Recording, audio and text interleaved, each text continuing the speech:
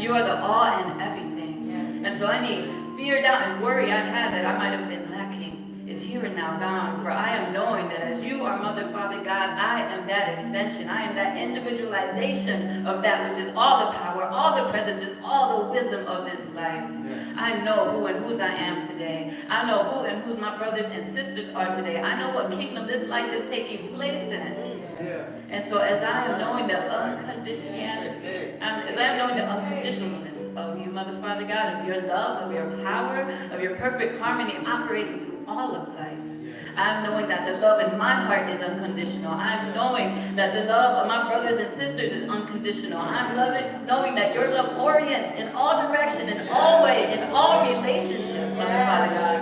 I'm knowing that this is the law of life. And as this is the law of life, this is the law that I live by. And as this is the law of life, this is the law that I envision in all governments, in all countries, in all cities, in all communities, expressing that all love is valid, that all love is worthy, and that all love is operating. It is always operating. Nothing can stop the operation of the love and the peace and the joy and the health and the vitality of Mother, Father, God through all of this life.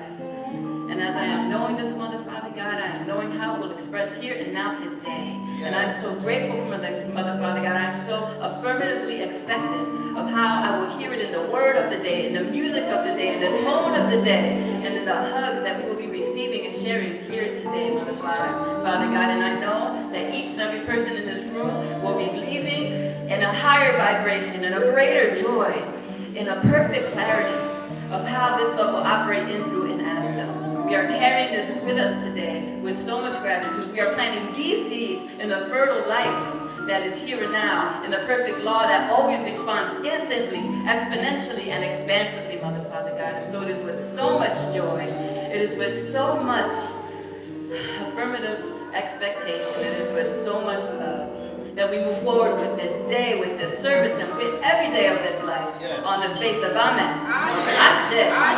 So it is. So it is.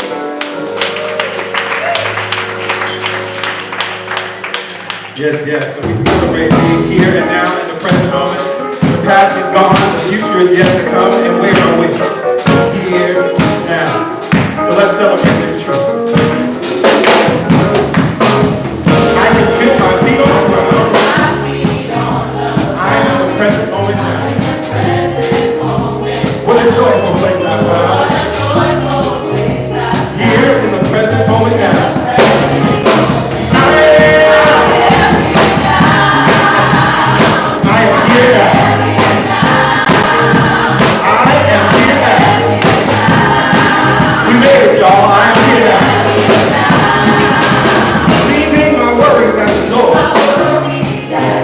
Opening to more love and more joy. Celebrate with me. Here and now. Here in the present moment now. Hey,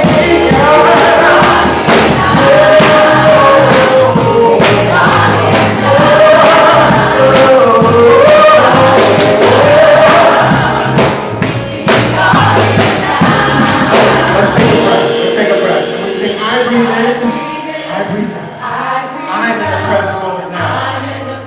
It's the easiest way to return to the present. Breathe in through your nose and out through your mouth. And say, I am here now. then you can affirm these words. Here in the presence, problems seem so small. Here in the presence, all my giants fall. Here in the presence, problems seem so small. Here in the presence, all my giants fall. We are living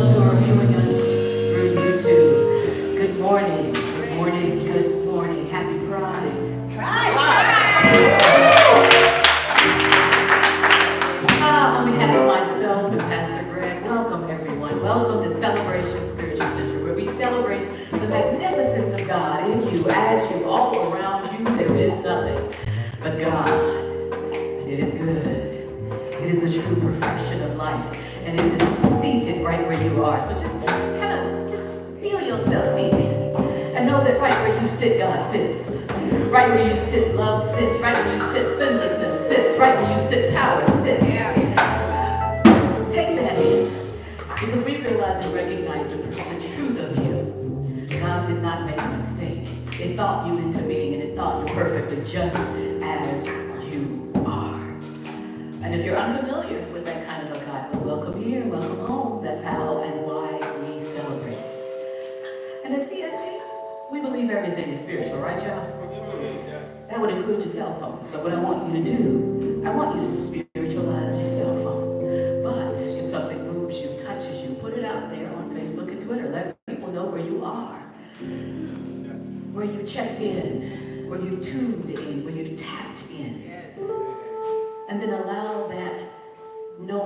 to go out into the ether and touch another life. And I think everyone here is family, so I'm not going to go through this, except to say that if your information has changed, use this same card, fill it out, and drop it into your offering, okay? We believe, and we've believed since before there was a door, that we wanted to create a place that felt like home. When you come to this place, you are always at home. And so let's take this opportunity to stand and greet each other like family.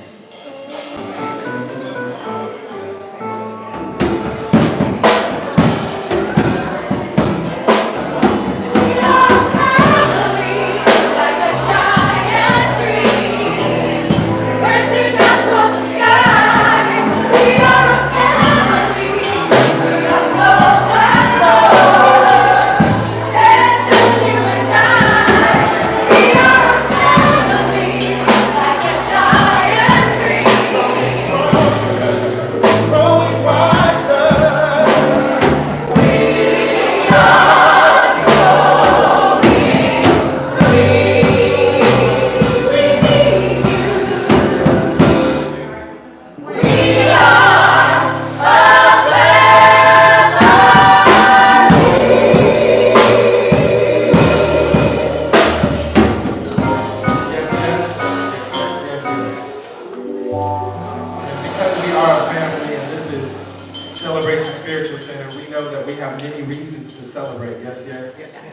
course, this is World Pride, and we are ending an amazing month of celebration and joy. We have so much to celebrate.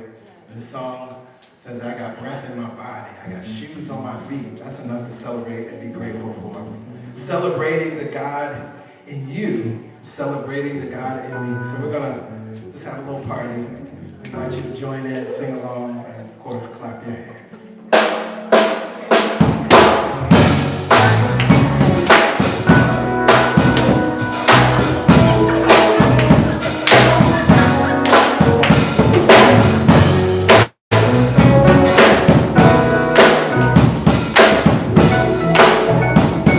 Here we go. I got a reason. I got a reason to celebrate. Celebrate. Celebrate. I got a reason to celebrate. Celebrate. Celebrate. I got breath in my body.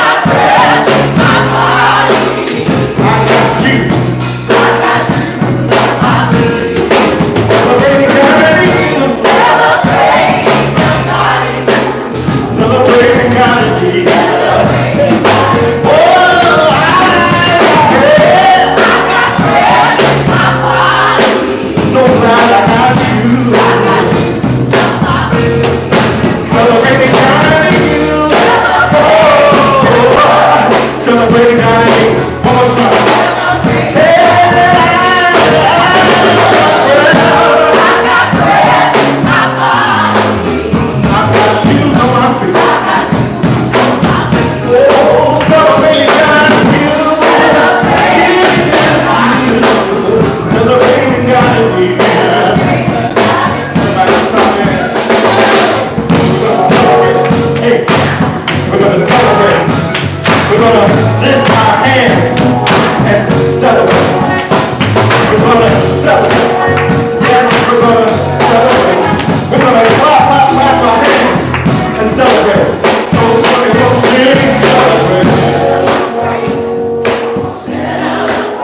Lift your hands. Lift your hands and celebrate. Celebrate. Celebrate. Celebrate. Celebrate. Clap your hands. Clap your hands.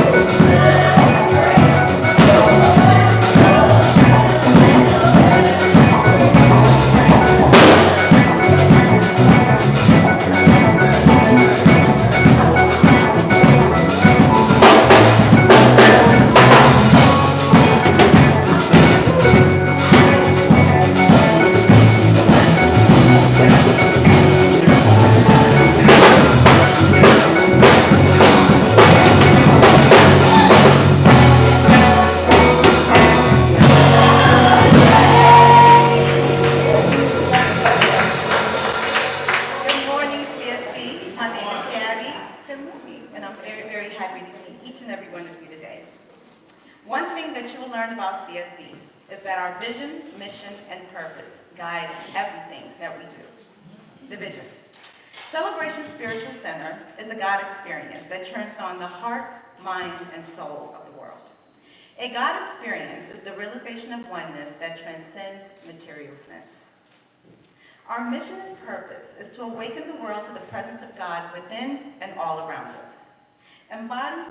Celebrate this truth as one family, embody unconditional love, equip humanity to live our greatest lives, and serve all creation. The centering thought for the month of June is, I am open and available for more. And the song is, I Make Room. We conclude the June message series, I Can See Clearly Now. Pastor Greg's topic today is, in it, but not of it. And now it's time for your CSC news and updates. Summer hours are back to CSC, which means doors open at 10 a.m. and service begins promptly at 10:30 a.m. Summer hours will be observed through the end of August, so come early, get your spiritual food, and then do something fun and relaxing for the rest of your day. Make this a summer you'll never forget. The next round of 4T Prosperity Program begins Thursday, July 11th, and registration is open now. This is your opportunity to learn from and study directly from Pastor Greg and Pastor Yolanda. The cost of the class is $99 for new students and $50 for returning students. The Sunday morning high won't fix your life. Spend some time this summer transforming your life. Go to celebrationsc.org/register and reserve your seats. Save the date. Summer Loving is coming. Join us for our annual Summer Loving Friends and Family Day celebration on Sunday, July 21st. Service begins at 10:30 a.m. and there will be lots of food, music, and fun after service. So be sure to invite your friends, be sure to invite your family. More details to come. Start your day by knowing the truth of who and whose you are. PGPY and the Prayer Champions pray with us and for us every Wednesday morning at 7 a.m. Call details can be found at the member services table, on our website, and social media. Connect with us this Wednesday and advance confidently into your day. Text to give. It's fast, it's easy, and it's secure. Text your dollar amount to 347-744-9500. Then follow the prompts. Minimum donation is $10. Again, the number is 347-744-9500. Try it out today. Now, just a few short housekeeping reminders. Food and beverage is not allowed in the sanctuary except for water. However, we do ask that you keep your beverage covered. Also, no audio or video recording is permitted during service. And now we just have a few short announcements from Pastor Greg and Pastor Yolanda. But before that, thank you, and we'll see you next week.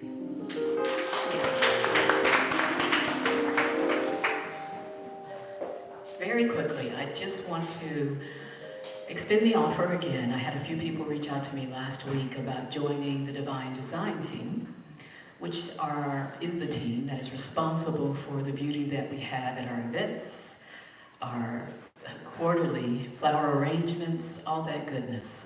So if you have an eye, if you're a flower arranger, you are creative, you have a sense of panache, je ne sais quoi,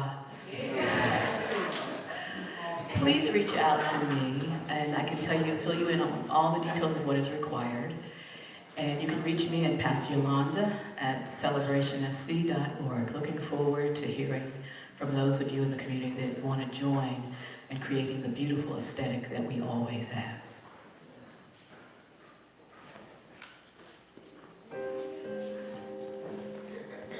Hello again, everyone. We are entering the second half of 2019. Can you believe it? The first half is done. It's over, right? And I know that many of you have goals. You have things that you intended to do in this year, and maybe the first half of 2019 didn't really work out the way you wanted it to, or you hit some roadblocks or some hiccups, whatever it may be.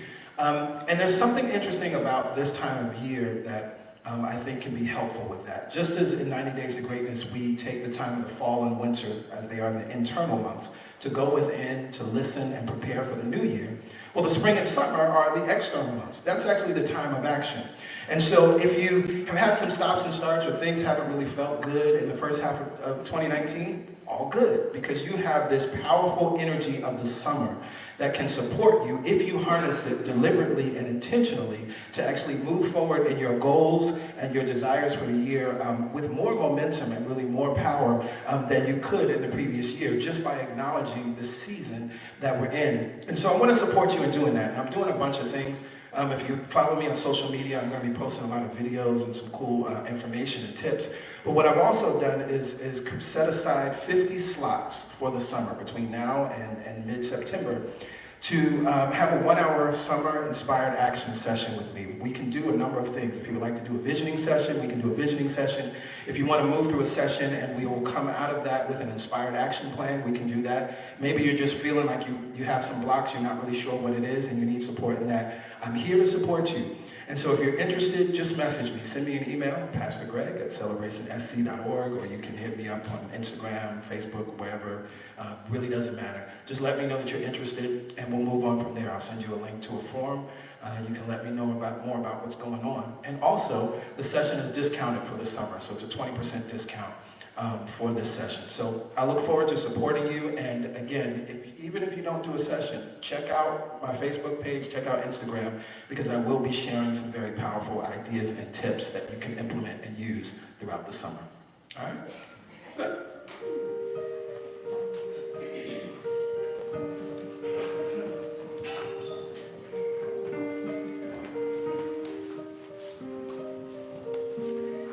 This has been a powerful month indeed.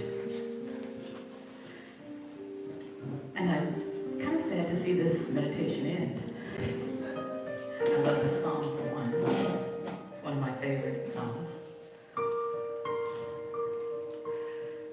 But I love the vibration that it establishes within us. I love the idea that when we release something, first of all, it's gone. And then when we release, that creates an opening for something to fill. The question becomes, what are you filling it with? Are you filling it with more of the same worry, doubt, and fear? Or are you allowing love to enter, cultivate, activate power within you? But first you got to know where the power is. It's not in the books. The power is within you. It's a felt reality. You can memorize, but until you internalize, it doesn't matter. Right? And as we internalize this knowingness that God is right where I am, and that God sees it differently than I do, I make room for this divine vision to be activated. I make room for God to love me more than I ever loved myself before. I make room. But you have to be willing and then give permission for love to enter. It will not barge its way into your life, into your heart, into your knowing. It will just unconditionally love you until you're willing. And when you're willing, it rushes right in. So let's go to that place of willingness right now. Closing our eyes.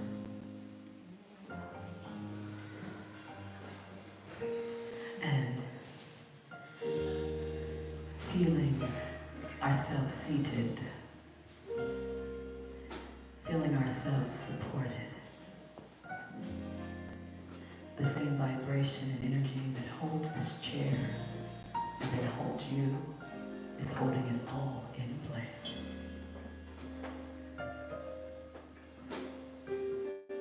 So we get to relax into that knowing that it's holding us. And with our eyes closed, we begin to examine the inside. We notice where it feels stuck or tight. We don't push, we just notice. We notice that even in the midst of our stuckness, breath is there. Always moving, always activated. And so we drop more into the breath.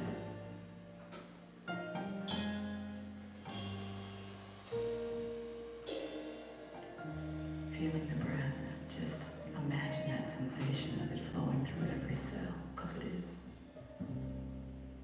Relaxing each cell. And now, take that energy of relaxed breath into the feet. And relax the feet. Relax the ankles. Relax the toes. And as gravity takes over, love takes over and sends an impulse up our shins and calves. We relax the shins and relax the calves. Relax the knees. And easily relaxing the thighs. Sending energy into the hips. Hip sockets relax. Slight spreading of the hips. Settling in to this vibration. Now energy travels up the spine. See it crossing each chakra on out the crown of the head. And from that elevated place, it connects to the energy of your neighbors. And this commingling, this coexistence powers that energy, and it flows back down. Your neck, relax your neck. Relax your shoulders. And lovingly spreads down your arm. And out the palm.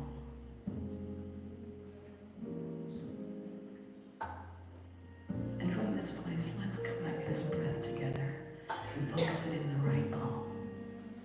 And together, inhale on the right side of the body. Inhale.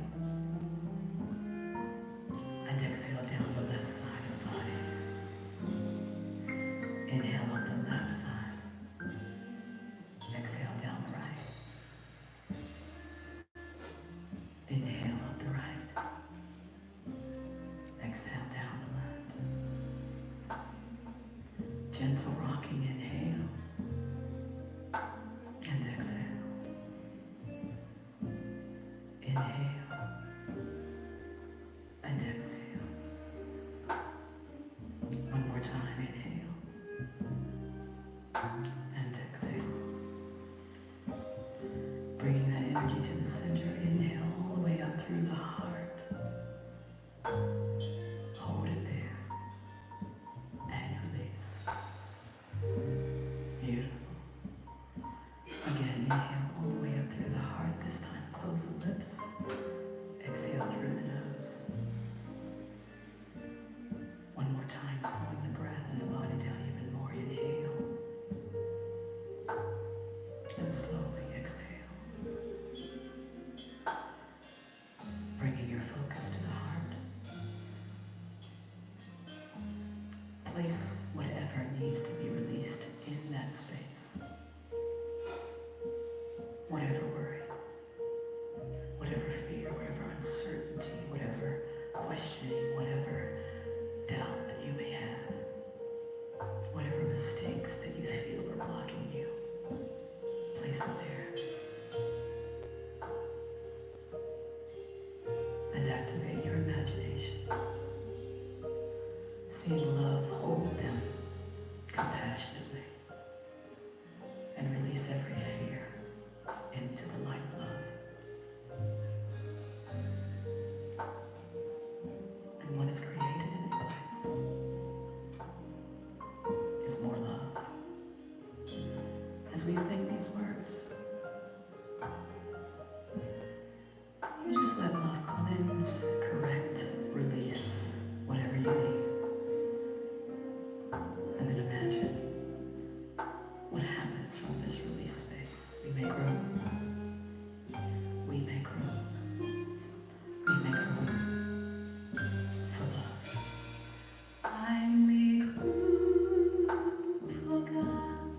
I make room for God. I make room for God. I make room for God.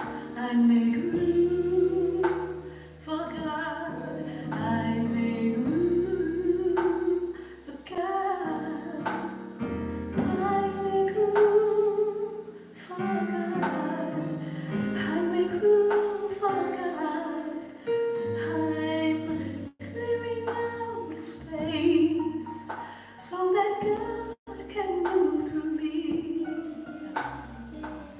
Clearing out space so that God can speak through me. I'm clearing out space so that God can love through me. I make room. I make room. I make room for God.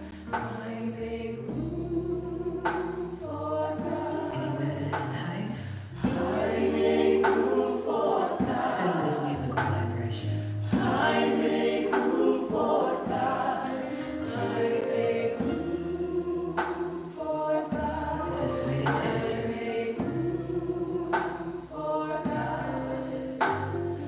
I make room for God. Just a little thing. I make room for God. I'm clearing out space so that God can move through me. Clearing out space so that God can speak through me. I'm clearing out space so that God can love through me. I make room. I make room. As we go into this silent time,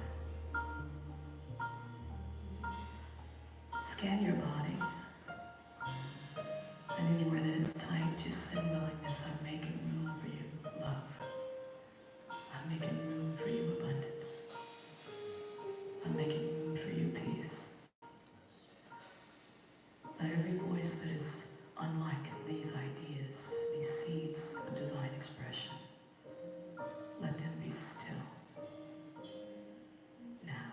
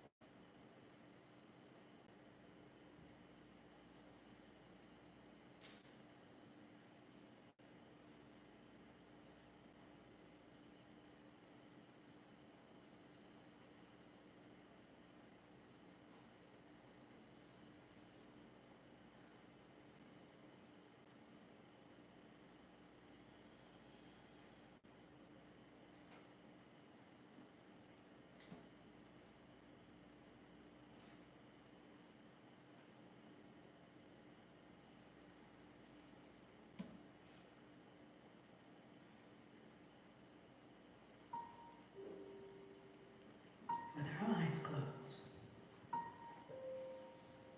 we notice how quickly we can connect. We notice how thoroughly we can feel and how easily our breath can flow.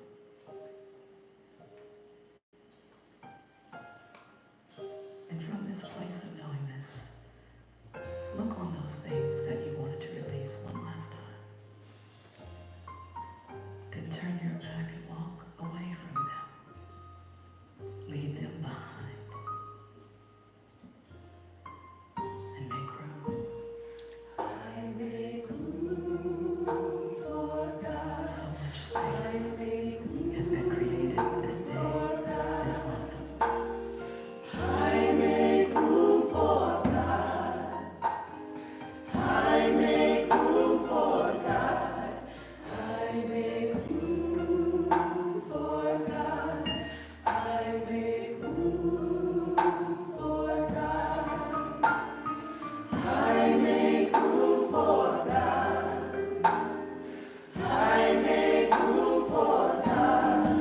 I'm clearing out a space so that God can move through me.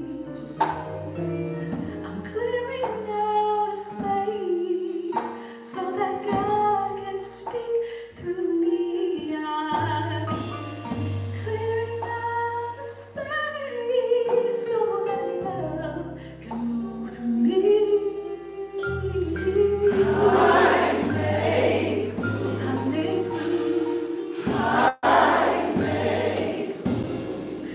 for God.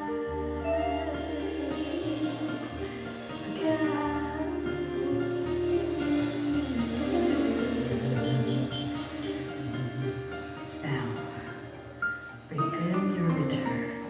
Bring your palms to heart center and lower your chin to your fingertips. Bowing and honoring the time that you gave yourself, the recommitment to your connection. Honoring this time that we exist in human history, where the planet has made room for us to be here. Slowly flutter the eyes open, taking in a point on the floor in front of you. Inhale, raise the chin, raise the gaze. Namaste.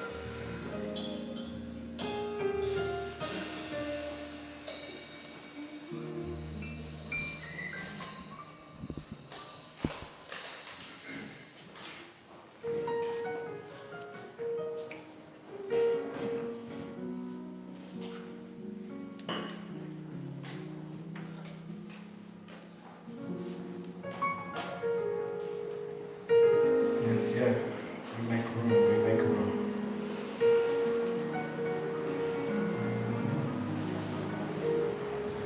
Knowing whose and who we are, knowing where we are, where we live and move and have our being. We are in the heart of God. The heart of God is not a physical place, but it is a place that we must understand where we are in consciousness. And as we sing in this song, in the heart of God is the place where all worry and all fears and all doubt dissolves.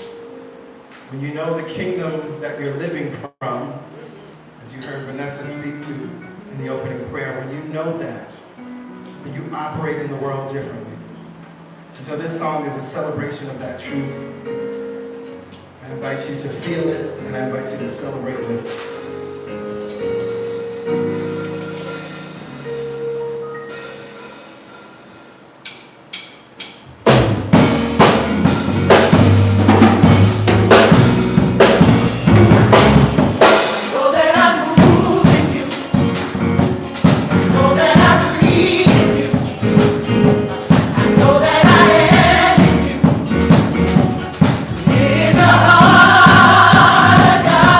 I know I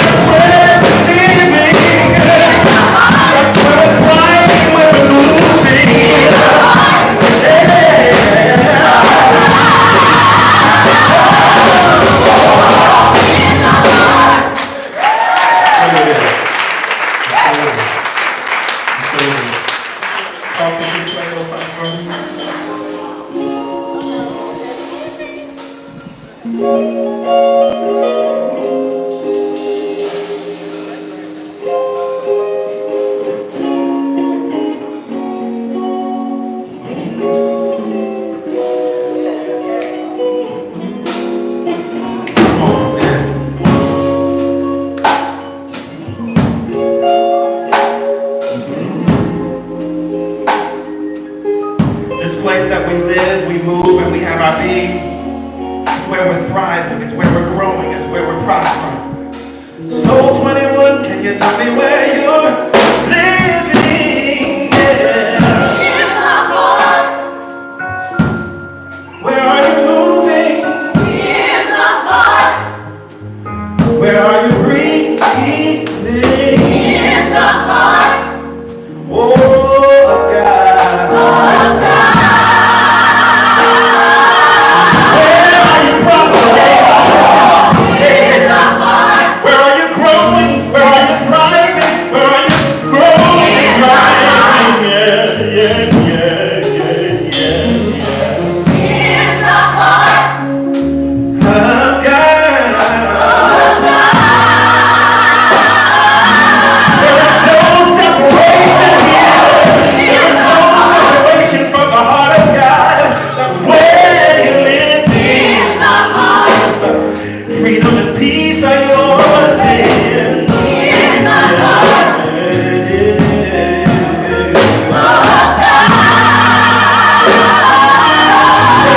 Only love. There's only love, only love, only love.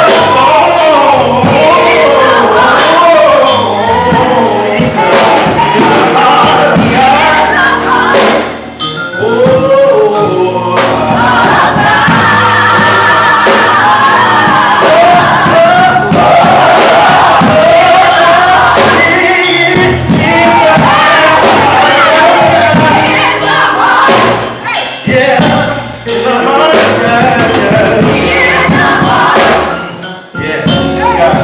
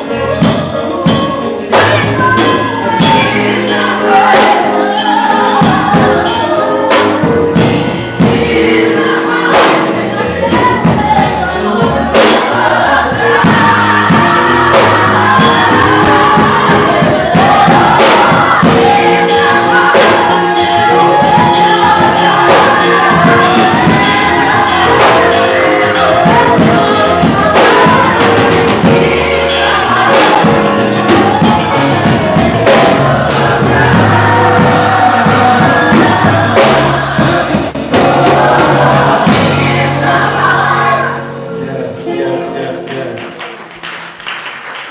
Oh, the heart of God. It's another way to talk about the kingdom of heaven or the kingdom of God. This realm of everlasting good. This place of good and only good. It's where you live. It's where you move and where you have your being. But you have to acknowledge that.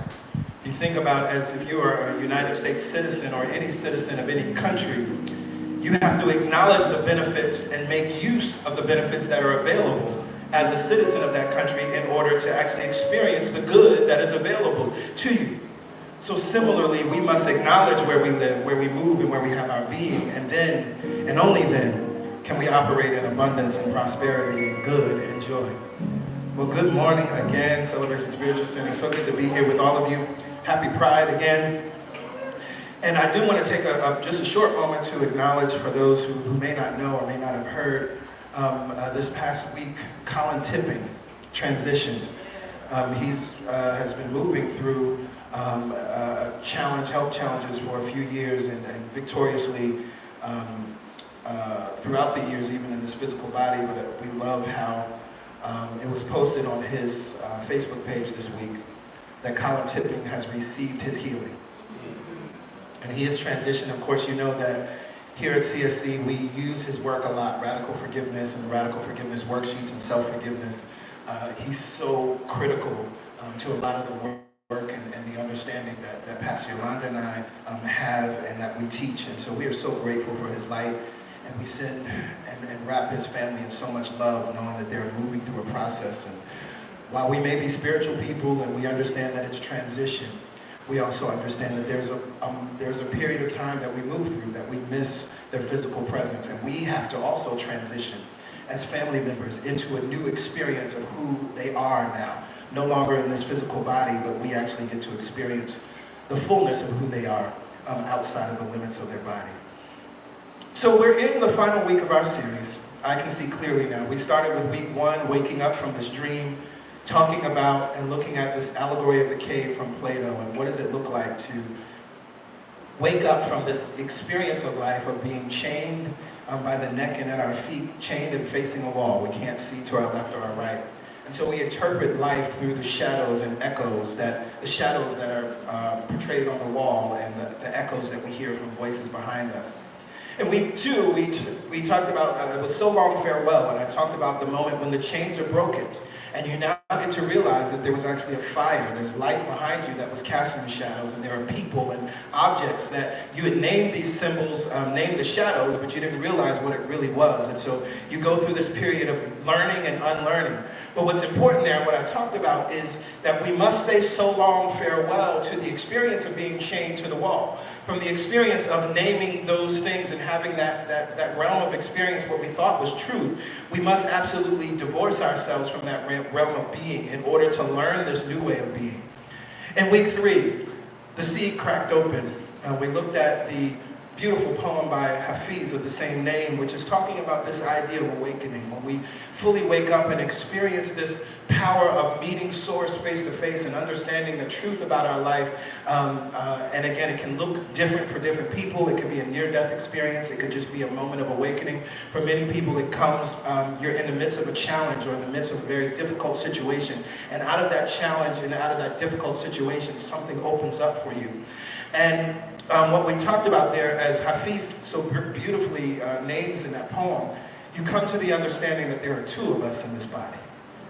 And so you wake up each morning and you say, God, what love mischief can we do for the world today? It's beautiful.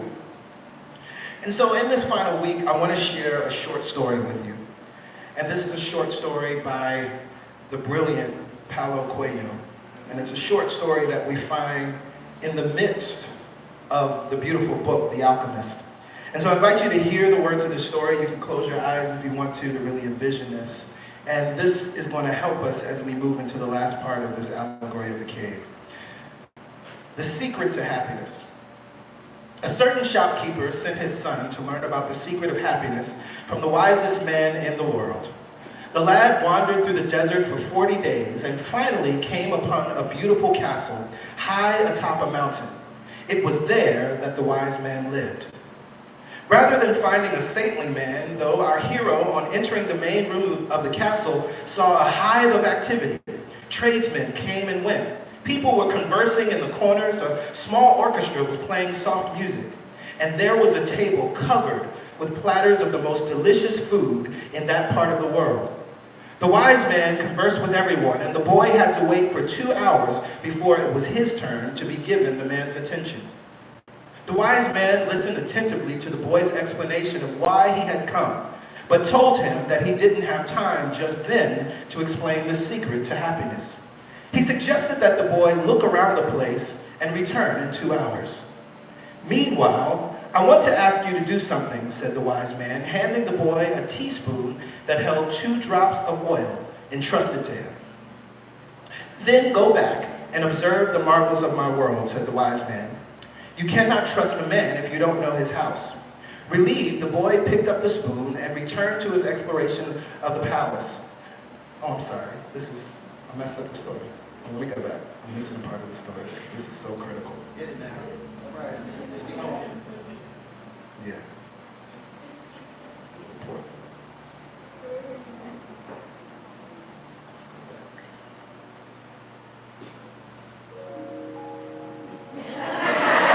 Okay, here we go.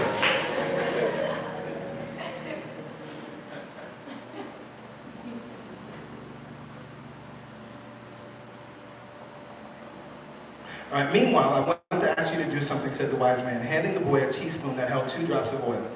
As you wander around, carry the spoon with you without allowing the oil to spill. The boy began climbing and descending the many stairways of the palace, keeping his eyes fixed on the spoon. After 2 hours, he returned to the room where the wise man was. Well, asked the wise man, did you see the Persian tapestries that are hanging in my dining hall? Did you see the garden that it took the master gardener 10 years to create? Did you notice the beautiful parchments in my library? The boy was embarrassed and confused that he had observed nothing. His only concern had been not to spill the oil that the wise man had entrusted to him. Then go back and observe the marvels of my world, said the wise man. You cannot trust a man if you don't know his house. Relieved, the boy picked up the spoon and returned to his exploration of the palace, this time observing all the works of art on the ceilings and the walls. He saw the gardens, the mountains all around him, the beauty of the flowers, and the taste with which everything had been selected. Upon returning to the wise man, he related in detail everything he had seen. But where are the drops of oil I entrusted to you? Asked the wise man. Looking down at the spoon he held, the boy saw that the oil was gone. Well, there is only one piece of advice I can give you, said the wisest of wise men. The secret of happiness is to see all the marvels of the world and never forget the drops of oil on the spoon.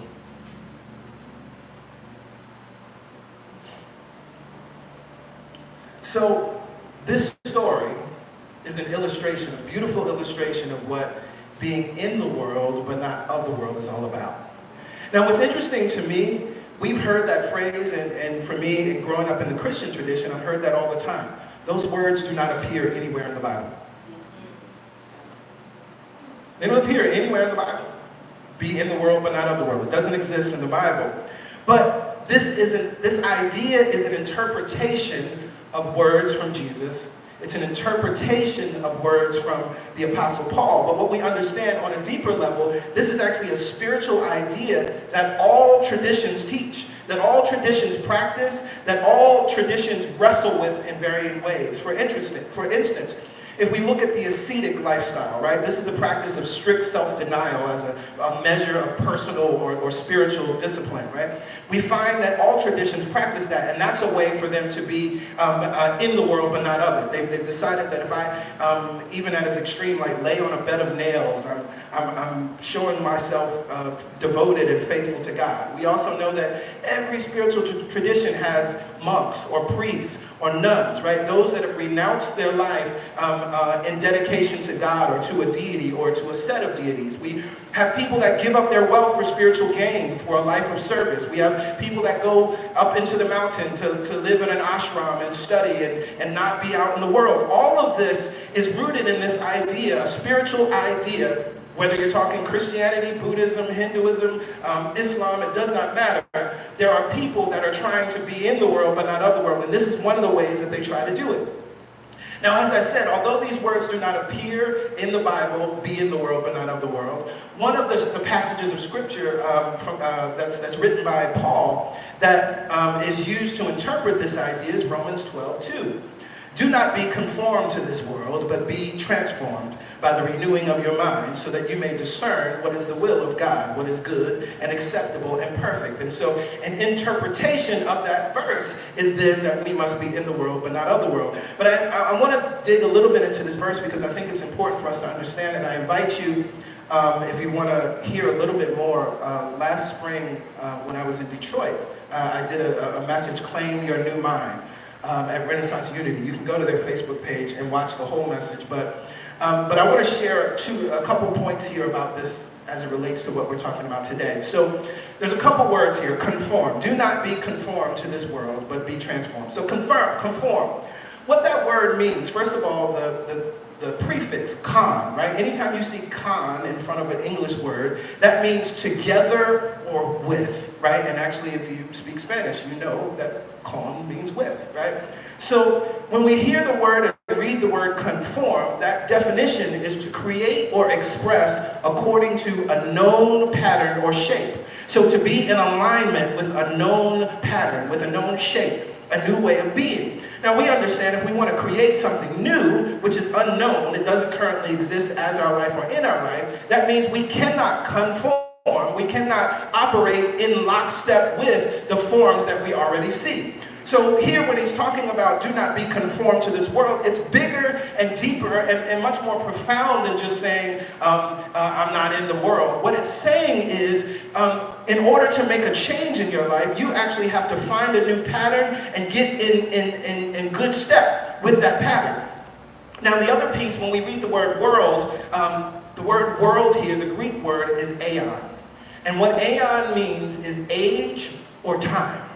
So when we hear this, be not conformed, do not be together with this age or this time, what it is asking us then is to look at what the world or this age and this time believes to be true and find a different pattern. This is what Dr. Martin Luther King did. This is what the Wright brothers did. This is what Berry Gordy and Motown did, right? They looked at what was happening and said, I believe that there's something different. They in the mind of God, tapped into a new pattern and brought that pattern into being. So when we talk about not being conformed, this is what we're talking about, that we're choosing not to be together with a way of thinking. But it does not necessarily mean that we have to step out from the world. It does not necessarily mean that we have to become nuns and monks and vow celibacy or live in an ashram or live in the mountains and do those things because if we recognize, if this is talking about a pattern, if it's talking about a way of thinking and a way of being, and we'll go further, but when it talks about the renewing of your minds, we're talking about thought. And truthfully, there are a lot of folks that are physically not conformed. They wear all kinds of garb. Physically not conformed. They've made vows of celibacy. Physically not conformed. They've stepped away and made certain vows. But yet, if you look at their consciousness and their mind and then their actions are actually telling us what they're really conformed to and what they're locked in together with. So with that understanding, now we can go back to the cave. As we left last week, again, talking about this place of awakening and coming out of the cave and coming into the sun, and your eyes have to adjust to this new light. But once you do, you see nothing but beauty. You see nothing but good, and you recognize that the sun is the ultimate source of light, and you come to this grand understanding of oneness, and it's beautiful, and this grand understanding that love is all there is, and so then you can affirm and speak and plan in the way that Hafiz says that, God, what love mischief can we do for the world today? So I want us to understand something about the cave. The cave, like the spoon, represents two things. One, it represents the world as I just defined it, the age, the way of thinking for this time. And again, what's beautiful about every person that we celebrate and we honor, they did not conform to the age. They didn't conform to the segregation and racism that was happening in their time. They didn't conform to the inequality that was happening in their time. They didn't conform to the horse and carriage of their time, right? So that's the first thing, the world that we've defined it, that's the cave. But also, the cave represents the body. So I want us to take us to the story. Because as Socrates is talking in the story, and taking us through this journey, he offers this. He says, and this is the person that's now been freed from the cave. And when he remembered his old habitation and the wisdom of the den and his fellow prisoners, do you not suppose that he would felicitate himself on the change and pity them? This is interesting. I love this image. Because what happens for so many of us as we come to these teachings and we have our awakening moment, what's the first thing you want to do? You want to save your brother and your sister. You want to tell your best friend about these teachings. You want to let everybody know about the power of mind, and you're trying to slide the science of mind to them. You're like, oh, this Course in Miracles, you really need to read this. This is blessing my life. Yes, yes? Now, that's what happens for most of us. Now, there's another thing that happens, and this is what Socrates talks about. He says, for many people, what they will do is they'll quote Homer, and say, better to be the poor servant of a poor master and to endure anything rather than think as they do and live after their manner. See, some of us get holy. We get self-righteous. And this is then what happens with the asceticism, the ascetic lifestyle. This is what begins to happen. It's like, I would rather be the poor servant of a poor master than to deal with all of that foolishness out there in the world. Rather than deal with war and immigration issues and 45 and inequality and murder and rather than deal with all of the things that are happening in this world that we know or we may affirm that is because of negative consciousness, right? Rather than deal with all of that, I'm staying out here in the sun. I'm going to stay here where it's nice and the birds are singing and everything is good and wonderful. And so that's what happens for many people. They choose in this way not to be conformed to this world. But he goes on. He says, imagine once more such a one coming suddenly out of the sun to be replaced in their old situation. Would he not be certain to have his eyes full of darkness? You're coming now out of the sunlight back into the darkness of the cave, and there would be a moment where you have to adjust. And if there were a contest and he had to compete in measuring the shadows with the prisoners who had never moved out of the den, while his sight was still weak and before his eyes had become steady, would he not be ridiculous? So you go to your friends, you realize, oh, they need to know about this new thought life because it's blessing my life. They need to understand that their thoughts create their reality. And you start talking that stuff, and they look at you like you got 2, 3, 4, 5 heads. Yes, yes? Immediately they ask you questions, well, what about the Holocaust?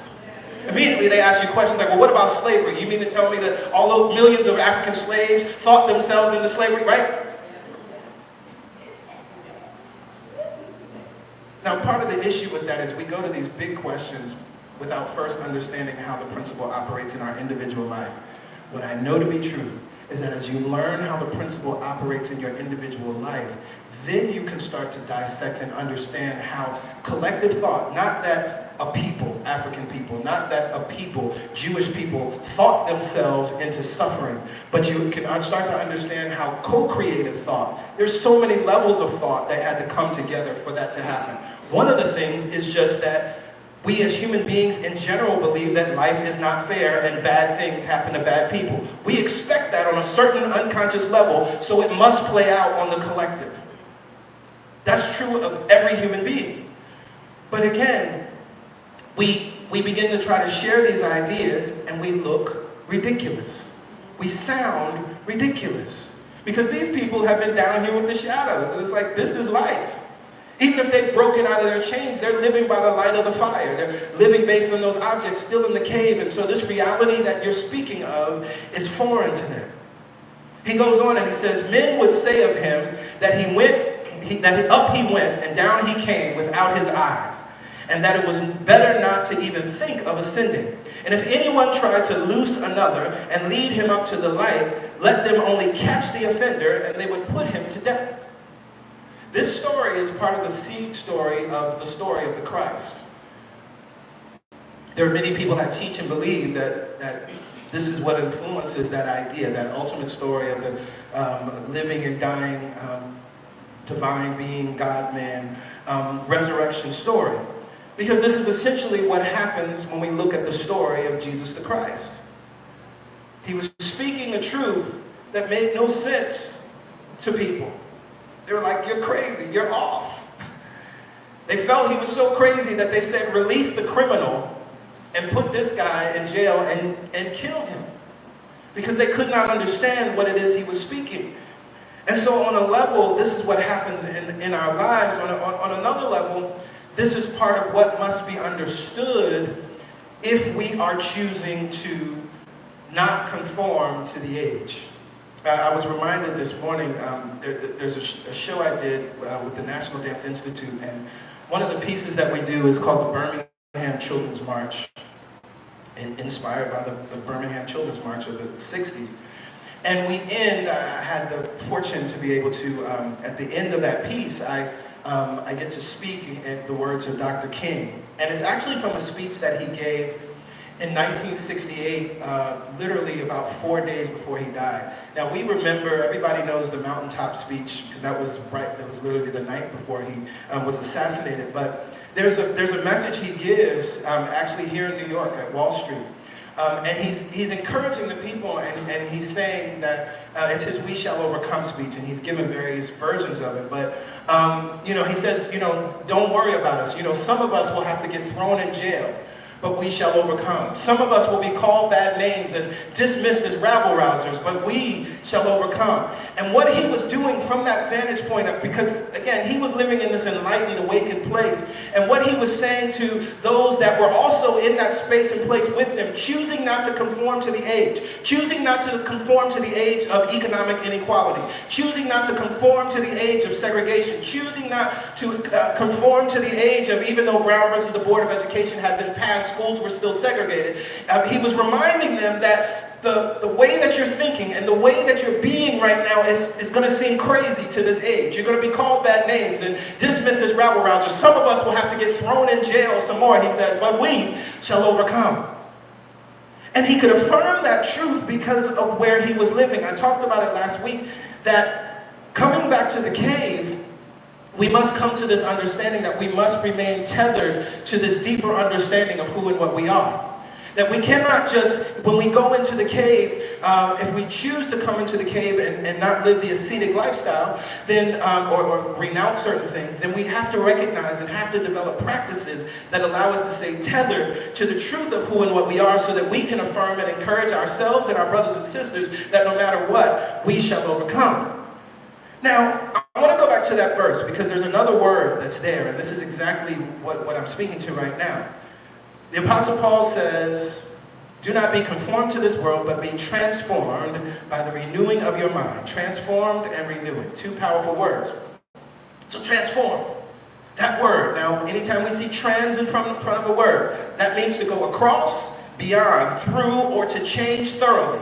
And again, form is whatever the pattern is. So be transformed. You must go across. You must go beyond. You must go through the current forms. You must change form, literally, in order to renew your mind and have a new experience. And this is what our spiritual practice is designed to do. This is what meditation does at its best.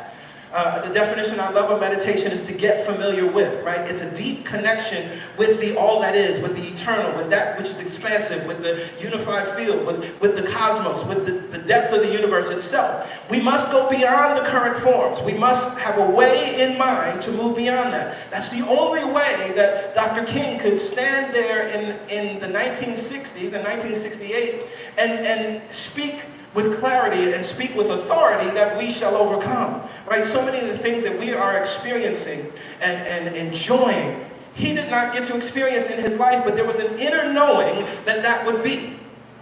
But there's another word, renew or renewing, and I love that word because when we see and these prefixes are so important. When we see re in front of a word, that means again or again and again. Now this is the thing. So if he's saying to transform, to change form, right? He says first, don't be conformed. Don't operate in the same pattern of thinking as the rest of the world. Develop a new pattern of thinking that is in alignment with the outcome that you desire, right? Don't be conformed, but transform, change form, go beyond. In your mind, you have to become the thing. This is New Thought 101. In your mind, you have to be that thing in your mind before you can actually experience it in the physical. You got to change form in your mind.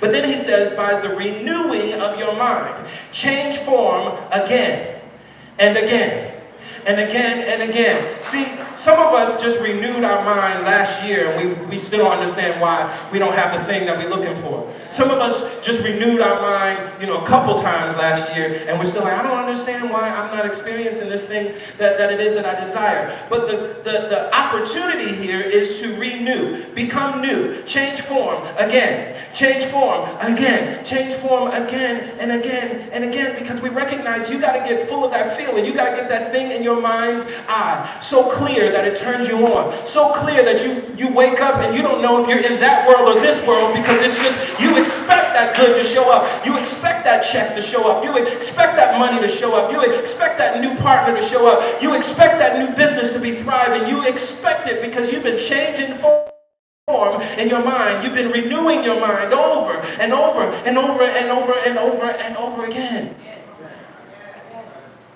And one of the signs, one of the ways you start to know that is the negative information doesn't even get to you anymore. I remember one time I was talking to my dad, and he was telling me about, there was some like big national news story. There was like all this calamity that happened. And I literally had not heard anything about it. And it sounded so strange to me. I was like, really? All of that's been happening? He's like, yeah, it's all over the news. Everybody's been talking. And usually anything that's all over the news and everybody's talking about it, everybody knows about it. I said, I haven't heard anything about it. I was like, well, that's really sad. That's terrible. But what I realized in that moment was that was a reflection of I had been renewing my mind that I'm living in this all is well. I'm living in this everyone is safe. I'm living in this consciousness of that we're thriving, that we're protected. And so I can't even access that information. It just doesn't even come into my realm. That's what starts to happen when you get into this place of transforming and renewing over and over and over again. So once you have exited the cave and come into an intimate knowing and understanding of who you are and who source is, you can choose to stay there. You can choose to stay there and live outside of the world of daily activity. There are a lot of people that do that.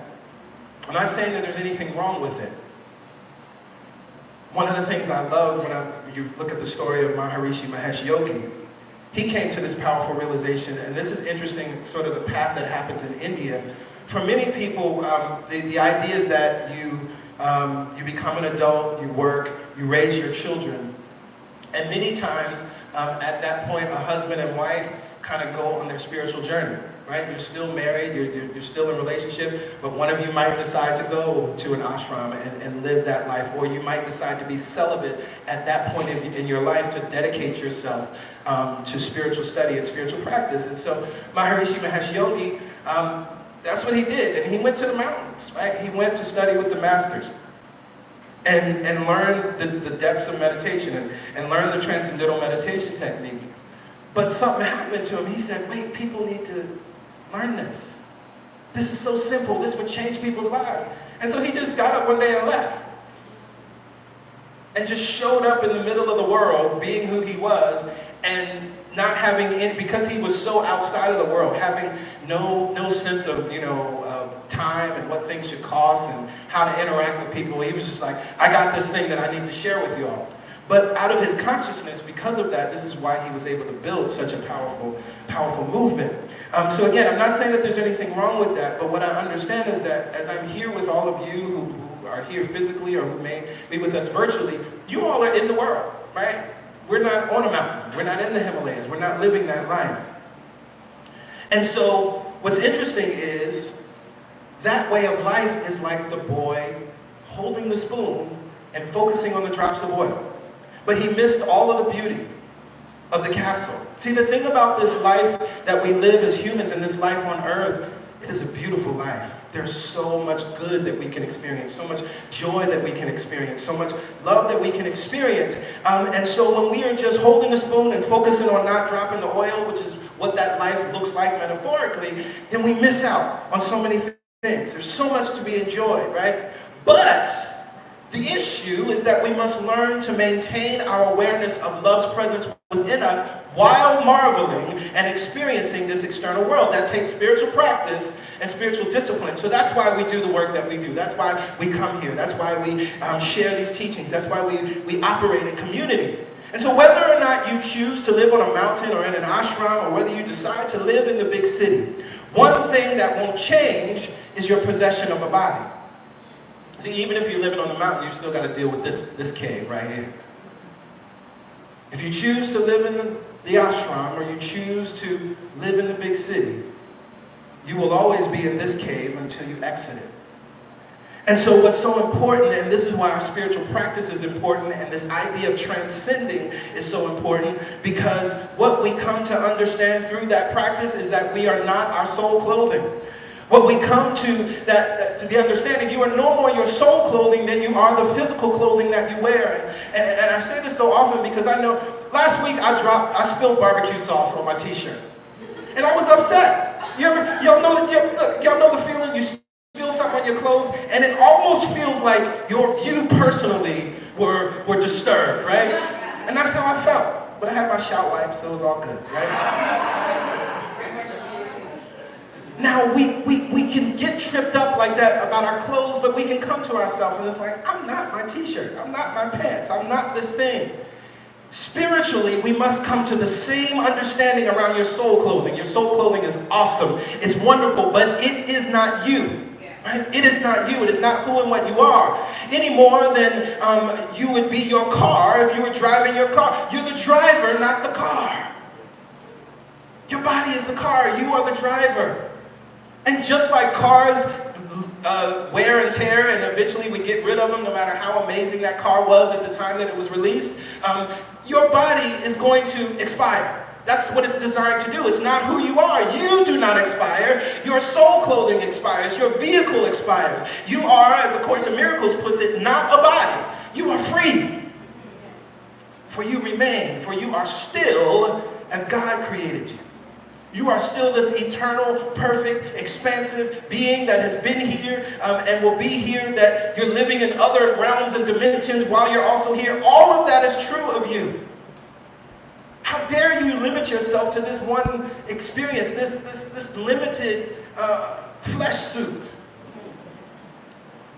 But we don't come to that understanding without spiritual practice. And this is what our spiritual practice supports us in doing. This is what our spiritual practice supports us in being. So when we think about the cave and we think about going back to the cave, again, no matter what, yes, in consciousness you can make a choice not to go back into the cave, to live in the world of absolute good and wonder and beauty. But as we have chosen not to live on the mountain, but to be here in the world and experience the world, that means you have a spoon with 2 drops of oil in it. And here you are in this beautiful castle with some of the most amazing tapestries, the best food in the world. A gardener spent 10 years creating this masterful garden. And you have the opportunity to enjoy all of that while not dropping the oil. And so this is why we say daily spiritual practice is not an option. Not as a commandment, not as a rule, but we know that if you do not practice daily the drops of oil, you'll look down at your spoon. You won't even know when you dropped it or why you dropped it or how you dropped it. What does that look like in our lives? That looks like the unwanted experience that shows up. We've been doing a good job of affirming our worthiness and living in that worthiness and doing our work. We did all our work. We did our mirror work and we had our affirmations, and then that beautiful being came into your life and all of a sudden you forgot about that mirror. All of a sudden you forgot those affirmations. You put those affirmations down. You forgot that you got to keep the drops of oil in the spoon. I love what Pastor Yolanda says. She's like, if I won the lottery today, I would get up tomorrow and still do my spiritual practice. That's what this life is about. We do the work for the good to come in, and then we stop doing the good that created the good. Living in it but not of it means that we continue to do the good thing that brought the good thing so that more good things can come into our lives. So we can expand the good. And maybe for some of us, we still are living in the ceiling of the good. It's like, oh, well, I got a loving partner and making decent money. Life is good. There's no ceiling on your good. There's more, brothers and sisters. If you think it's good now, I don't want to get churchy. If you think it's good now, we read in scripture, eyes have not seen, ears have not heard. Right? But it's true. There's something that's beyond your imagination. God can do exceedingly and abundantly above all that you can ask or think. This is why we always affirm this or something better. Because your greatest imagination is puny based on the imagination of the all. So I encourage you, and I invite you to stand in this moment, that as we have moved this journey, we've unchained ourselves, and we've developed a new language and a new understanding, but not only that, when went to the mountaintop. We saw the glory. But now we have to live life because we are in a body, we are in a cave for the time that we're on planet Earth. But it's important that we each have a practice that takes us beyond the body. It's the only reason why I shared my story last week about the first time I went floating. Right? Floating is a way to get beyond the body. It's a beautiful way. Meditation is a way that moves you beyond the body. Yoga, which is meditation, is a part of the system called yoga. So when I say yoga, asanas, right? Because it's all yoga. Asanas, that's a way to get beyond the body. I invite you to go back. There's a message we did last year, the year before, I Get So Emotional, where I talk about that, how meditation and yoga, how it supports us, and how we then use our emotions, this information from our body, to understand how we're living, how we're thinking, what's really going on. I invite everybody to take a breath in this moment and release. Feeling your feet planted firmly on the ground, we breathe in and we breathe out. Mother, Father, God, the all in all, love itself, power itself, peace, ease, freedom, joy, good, and only good. I place my focus and attention on you right now. And it is very easy to do because you are everywhere, present at all times. Wherever I turn, there is the divine. Wherever I turn, there you are, Mother, Father, God. Wherever I am in my experience or in my mind, there you are, Mother, Father, God. When I am in the challenge, there you are. When I am in the victory, there you are. When I am in the problem, there you are. When I am in the solution, there you are. The energy that I need to be, do, or have anything is right here, right now, and always available to me, and never judging me. I'm so grateful that this truth is not unique to me, but it is the same truth of each and every one of my brothers and sisters. Anyone that is listening to this prayer right here and right now, it is true because we are one. We are one in you, we are one of you, and we are one with you. There is no separation between me and all the divine, beautiful things that you are, and there is no separation between me and my brothers and sisters. And so as I affirm this truth, I am affirming this truth for each and every one of us. I am so grateful and thankful for the freedom that comes from the understanding that we have gleaned through this message this month. I am so grateful and thankful for clear sight, for clear thinking, for clear acting, for clear being. I am so grateful and thankful for the process that lovingly allows our eyes to first adjust to the light of the fire. I'm so grateful and thankful for the process that allows us to lovingly understand that the shadows that we call life and we call truth were simply just shadows and echoes, and we are given a new language. We are given a new way of seeing and a new way of being. I am so grateful for spiritual law and spiritual principle. I am so grateful to know that there is a law that is always operating for my good. I am so grateful and thankful to know that God is in me, God is working through me, and God is living as me. I am so grateful and thankful to know that you are not something that's living in the sky, that you are not something that's judging me, that you are not something that's testing me, but you are only and always love, absolute love, unconditional love, beautiful love, beautiful love, beautiful love. And I am so grateful and thankful as I have come to that awareness, as I have come to that knowing that there is something within me that calls me, that drags me, that moves me up the mountain, that moves me out of this cave into the sunlight. And in the sunlight, I see who and what I am for the very first time. In the sunlight, I begin to see that I am worthy. In the sunlight, I begin to see that I am powerful. In the sunlight, I find that I can speak a word and it shall be. In the sunlight, I find that I can be, I can do, I can have whatever I want. In the sunlight, I find that I am one with the sun. In the sunlight, I find that I am one with my Creator. In the sunlight, I find that I am one with love. In the sunlight, I find I am one with joy. I am one with good. And in this sunlight, I find that I can heal my mind and heal my body. In the sunlight, I find that as I heal my mind, I heal my family. In the sunlight, I find that as I heal my mind, I heal that old story. In the sunlight, I find that as I heal my mind, forgiveness comes. In the sunlight, I find that as I heal my mind, no longer am I living that old existence. As I heal my mind, no longer am I living that old way of being. As I heal my mind, good rushes to me. As I heal my mind, finances run to me. As I heal my mind, everything that I can imagine and beyond comes to me easily and effortlessly. I am so grateful for this time in the sunlight. And I recognize that as I have the light in me, there's a call for me to take my light into the darkness.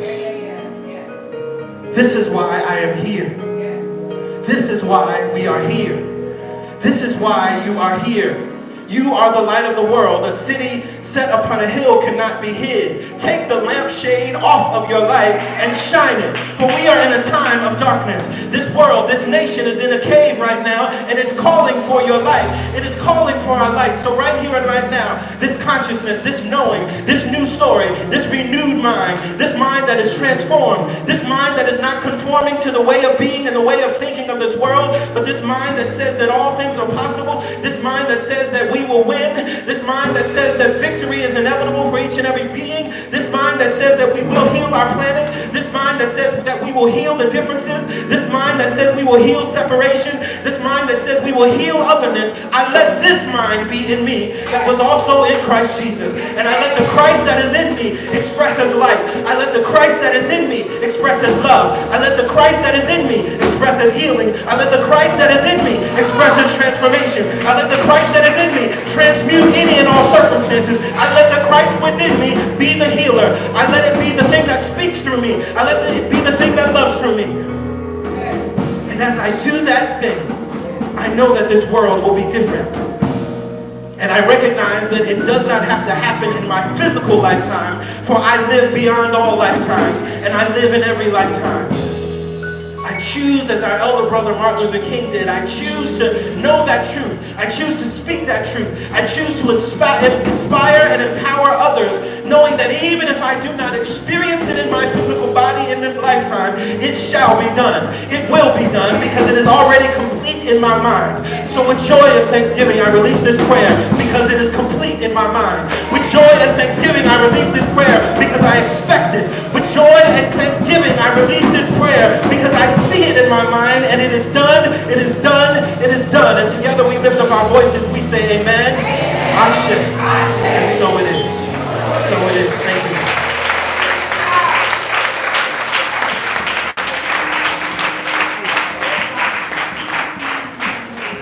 Have a seat, everybody.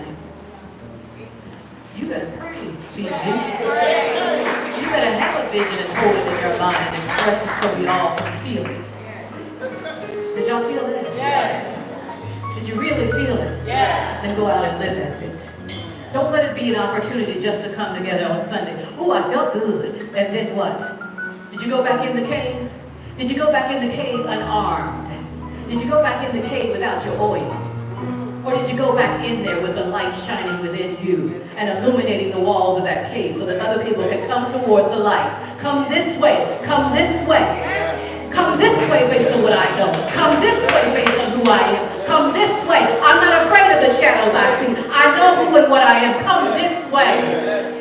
I'm not disturbed by what I see. I'm in this world, but I am not of it. Come this way because I know what I'm connected to. I didn't drop my oil. I didn't drop my light. Come this way.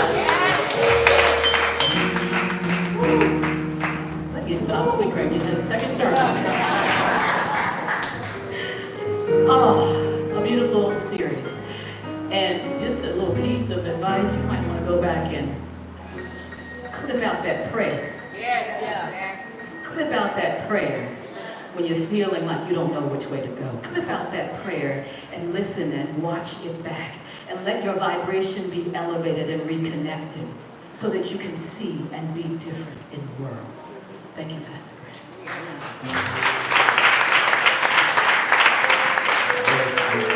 In this moment, it is time for us to prepare for giving.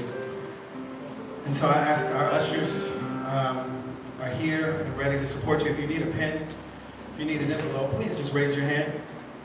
Our ushers are happy to serve and support you.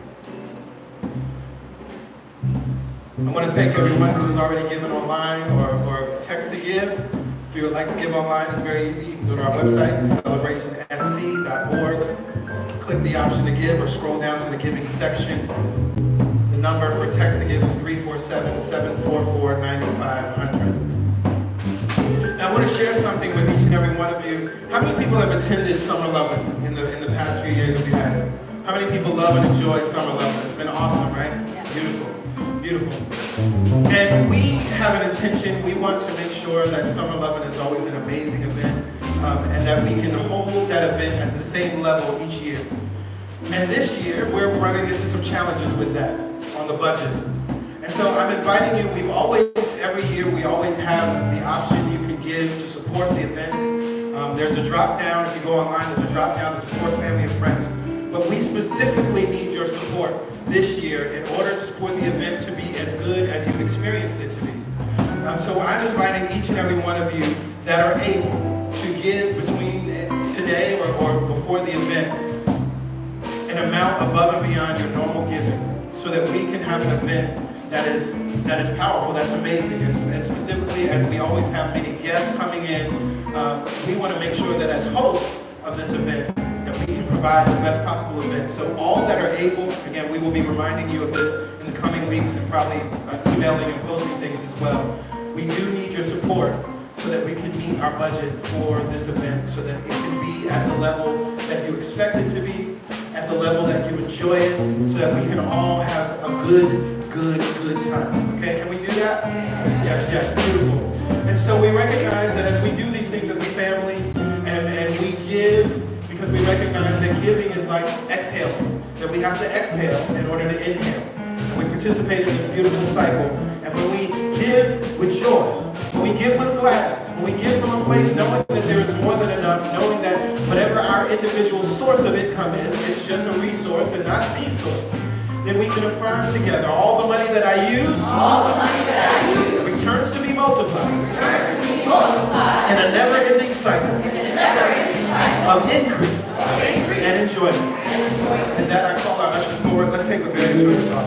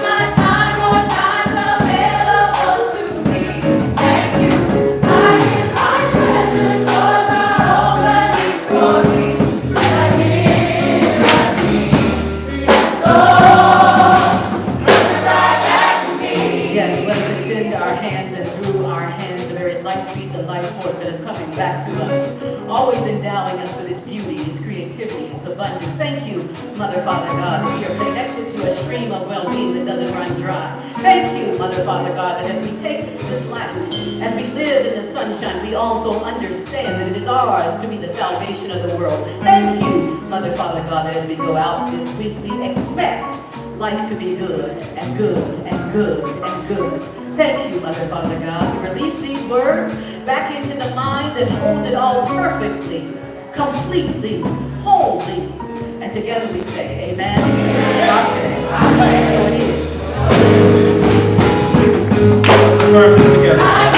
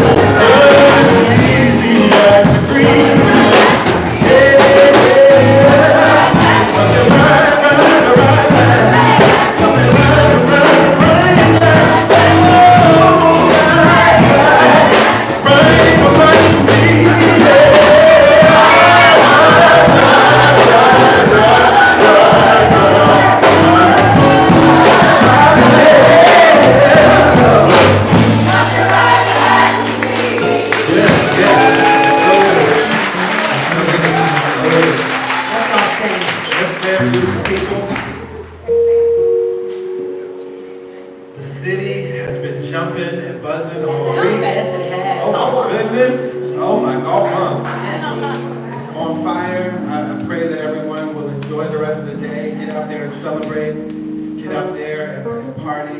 It is an awesome time. It's a beautiful time to be alive. It's a beautiful time to celebrate with our brothers and sisters. I don't think there's anything else, right? Yes, No, there's nothing. No. Oh. But if something is holding you back, if something has forced you in your mind to drop your oil, if something's keeping you from living connected, write it down. Leave your worry, your fear, your doubt on the altar. And let our prayer champion Nessa pray over it like she prayed today. Can I just say one thing? Let me just say this because it just came to me. I invite you to go back to the Alchemist to read that story because it's something that just hit me that's beautiful in that short story. Did you notice how the wise man didn't chastise the boy because he dropped the order? He didn't yell at him, he didn't get in trouble. What's wrong with you? You dropped the order. None of that happened, did he? He said, oh, just here. Go back and try again. Right. Of course, the Bible says choose again.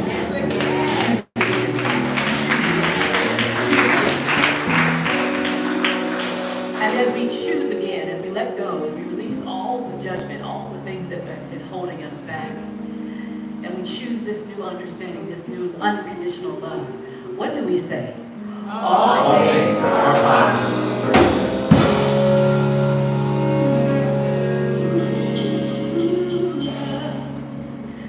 Now, all things are possible.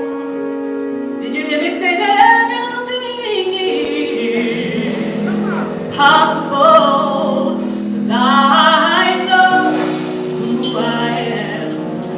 And I know, do you know that I know that we should know?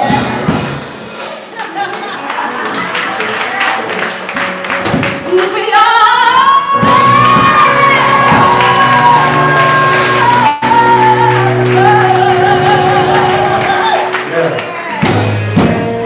Now all things are possible. Yes, everything is possible. I know who I am, and I know who I am. Magnificent I am. Now everything is possible.